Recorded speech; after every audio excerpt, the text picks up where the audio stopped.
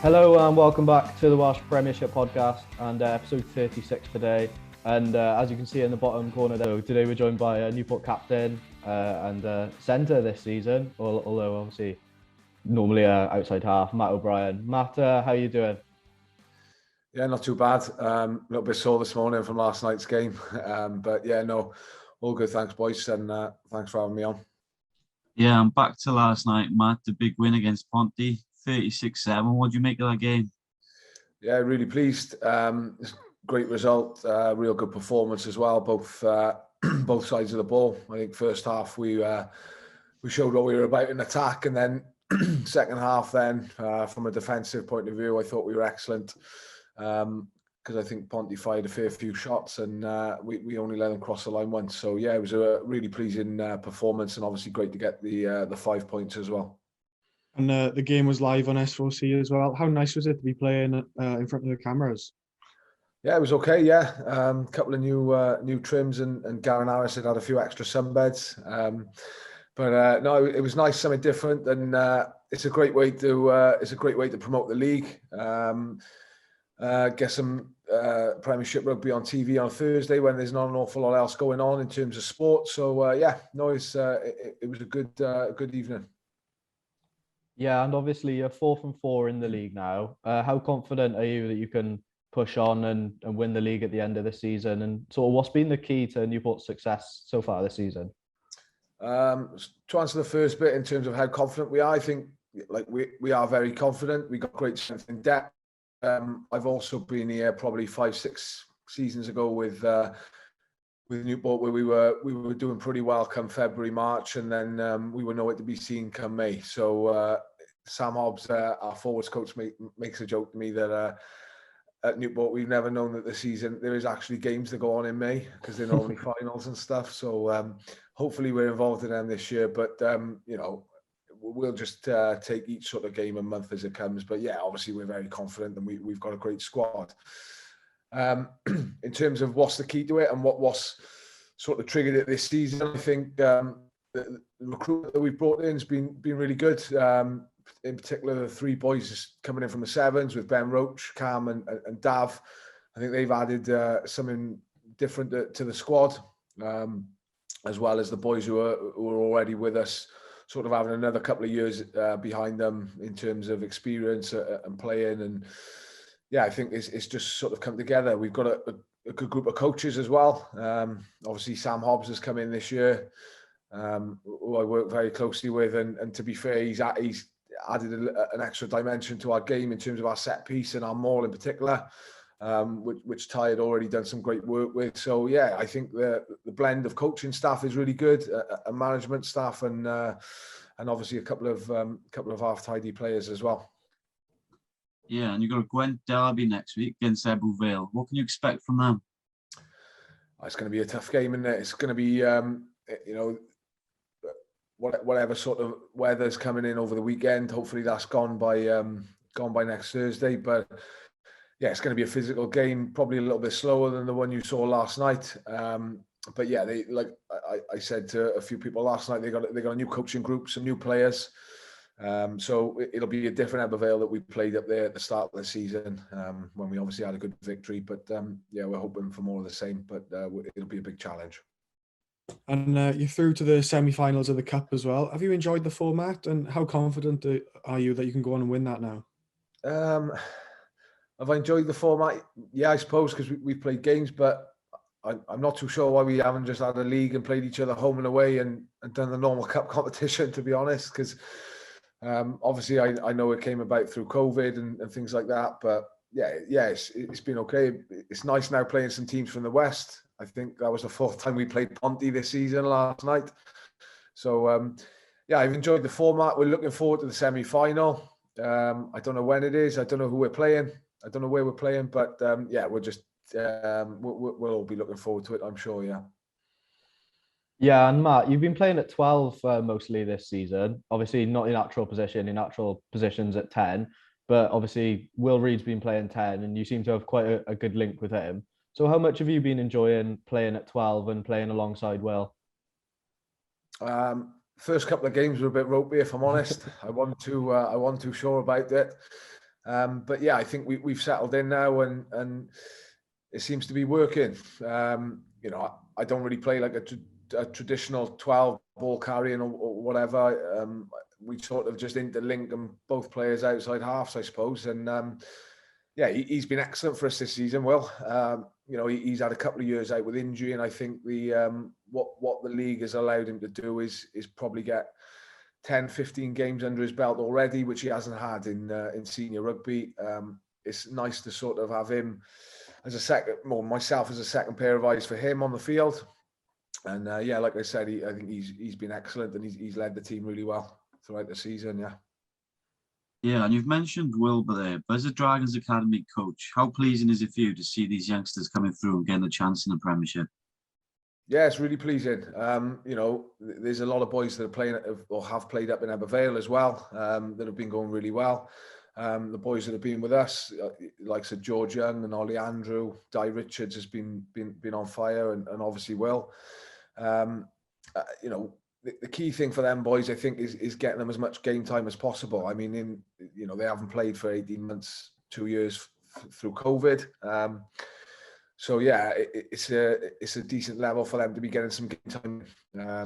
And like I said, there's a fair few that have been playing up in Abervale that have been doing really well as well. And obviously we're fairly represented within the Wales 20 squad, which is pleasing. Yeah.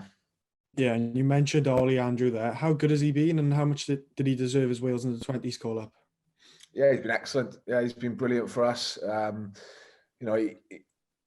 When he gets his hands on the ball, he makes things happen. The challenge for Ollie, as he knows, is to get his hands on the ball a little bit more. What people forget is he's only really just moved onto the wing. It might have happened probably 2.5 years ago, but obviously he's hardly played any games. So he's still learning the position and learning how he can get himself into the game. But he's been excellent for us, and he's been going quite well for the 20s as well, which is pleasing. I think watching Ollie play for Newport and Wales, I think he's got a sort of bit of Josh Adams bite and physicality about him, which I quite like. Yeah, definitely. Yeah, if he turns out like Josh, we'll be very happy. Yeah. Yeah, and obviously Dragons under 18s have just won their regional age grade competition. Dragons seem to always do quite well in at age grade level. Is that sort of an important building block for improving the first team? Yeah, I think so. We had a bit of a revamp of the academy and regional age grade structure probably about 6 years ago, I think, in terms of how we wanted to play and training and what that looked like and stuff. And I think it's paid dividends now. So to be fair to Chappie and those guys who made that decision a while back, it's obviously worked in terms of like results and stuff for the under 18s. I think you've seen the guys coming into the first team now from the academy, like and Iron and Ben and hopefully Will now and like Sir George, who I think is on the bench on the weekend against Ulster. So those boys who were involved in that regional age grade winning team three years ago, I think it was 3 or 4 years ago, we're now starting to see the benefits of that, and hopefully with this group coming through now, we'll see the same sort of transition into that first team.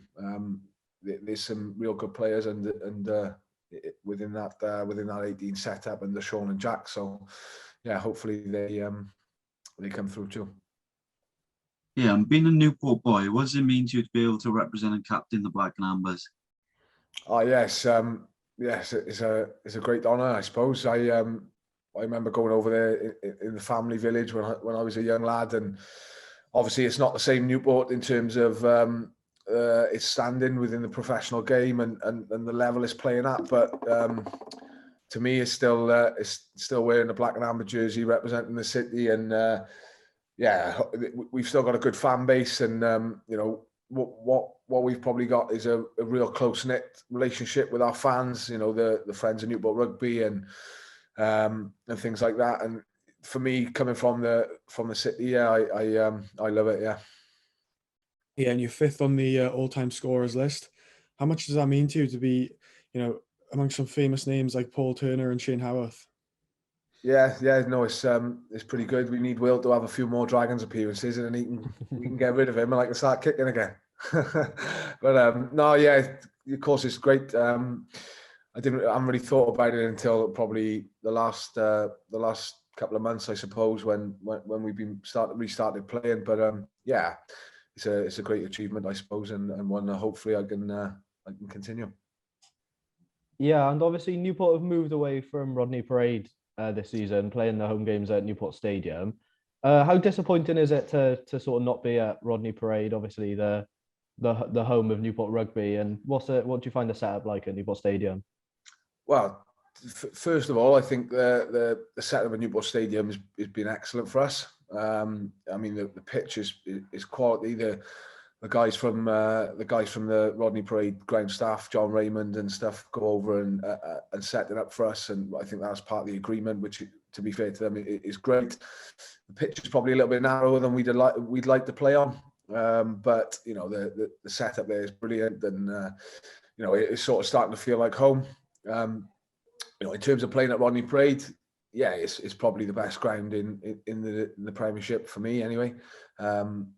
In terms of the surface and just the history and stuff, I think we'll still play one or two games there. I think we got Cardiff in 3 or 4 weeks, and I'll be at Rodney Parade. And obviously, we played a game at the start of the season, and I think especially from with my Dragons hat on, it's great for the young lads who are in the academy to be playing at Rodney Parade and getting that feeling of you know that's where they're hopefully going to be playing in the years to come. But yeah, it's not an ideal scenario. There's a lot of politics behind the scene. That's probably above my pay grade, if I'm honest. But yeah, you know, put it this way: if we can't play at Rodney Parade, Newport Stadium's pretty good as a second choice, anyway. Yeah, and your brothers Angus and Louis both outside halves as well, and I think they both played for Newports. What was it like growing up with them? Was there plenty of competition between the three of you? Yeah, a fair bit of competition. Yeah, yeah. We, you know, we're not really into sort of video games or anything like that. It was basically just sport in the house. Yeah, there was a lot of competition, whether it's table tennis, golf, football, rugby, whatever it may be. Yeah, I get a bit of stick for being probably the one that's a little bit out of shape out of the three of us. I'd like to think I'd be the best looking one, but yeah, they're both decent players themselves, and you know they're successful in their own field. Obviously, Angus is still down with the Scarlets, and Louis with Cross Keys. He's waiting for an operation at the moment, but yeah, he's doing really well in his work side of things. So yeah, no, it's they're sort of like they were both my best men at my wedding. So yeah, we're really close, and yeah, I'm definitely the best looking there. And you mentioned him earlier, but what's Sam Hobbs been like? You know, obviously you work with him at the Dragons, and he's one of the coaches at Newport. You know, what's he been like for the players to learn off? Well, he'll tell you he's been the turning point in Newport's fortunes, but yeah, he's quality, to be fair. Speaking to the boys, you know, I think they really have taken to him, and every time we score a driving maul, he brings in cake on a Tuesday. So they love him for that, and you know, yeah, he's had a great career at the top of the game, and his expertise, especially around set piece and little defensive bits and just a bit of a mindset sort of thing that he brings is quality, and I think him and Ty complement each other really well, and yeah, he's been a great addition. I hope he doesn't hear me say this, but yeah, he has been very good. And obviously, you've been playing in the Prem for quite a while. Who are some of the best players you played with or against during your time in the Prem? Oh, obviously, you get a lot of regional boys dropping down to play, but I think if I'm going off just like out and out Premiership players, played with, I love Elliot Fruin and Johnny Morris for Newport. I've played with them since I've been there. I think 9-10 years. They're both class week in, week out.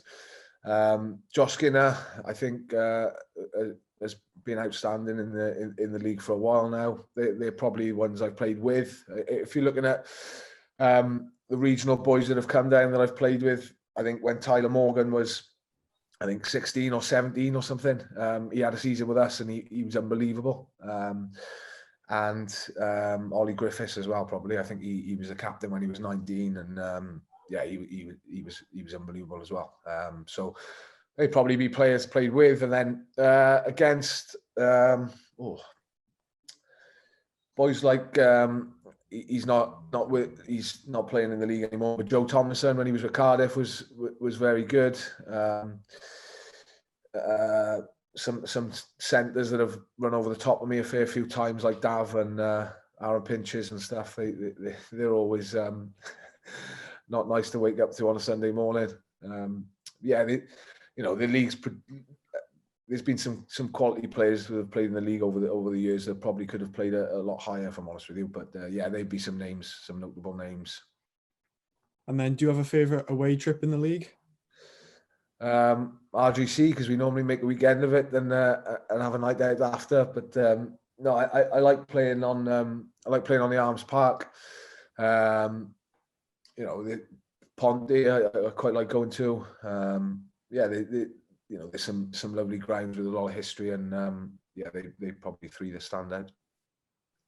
Yeah, and to finish off, we got a teammates quiz for you. So firstly, who's the worst dressed teammate you've played with? Thomas Piper by a long way. Yeah, he's a mad Man United fan. He's regularly seen in his full kit, shin pads, moldies on. He's not right. And who's the best drinker you've seen?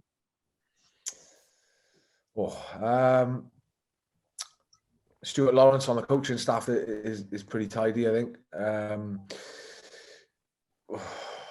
Who else? Garrett O'Driscoll's pretty good. He always seems to be looking after other people on a night out, and he seems to be able to go forever. So yeah, he's not bad as well. And your favourite changing room DJ? There's a couple. Joe Bartlett is sort of fizzling out. He's he's had his time now. His songs are too old. Josh Skinner and Josh Reed have sort of taken over the mantle. Cam Lewis has tried to have a go, but I'll probably go Josh Reed. And the biggest liability on a night out? Well, there's only one man for this. He's not with us anymore. He went to Merthyr, but he's had to retire since. But I don't know if you know Will Evans, the hooker. He's a good mate of mine, but he's absolute cannon. Yeah.